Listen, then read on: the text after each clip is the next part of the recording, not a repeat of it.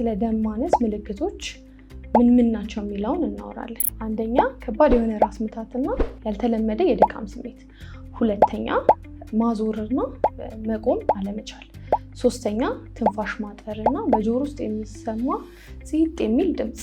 በጣም እየባሰ ሲሄድ ደግሞ ትንፋሽ ማጠር ራስን እስከ መሳትና እስከ መሞት ሊያደርስ የሚችል ምልክቶች ልናይ እንችላለን።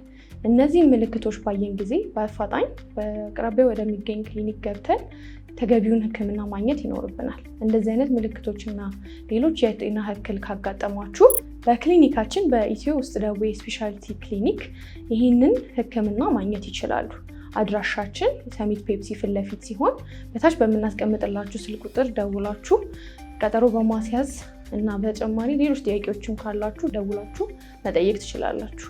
ዶክተር ያብስራ ነኝ ከኢትዮ ውስጥ ደዌ ስፔሻሊቲ ክሊኒክ ጠቅላላ ሐኪም። አመሰግናለሁ።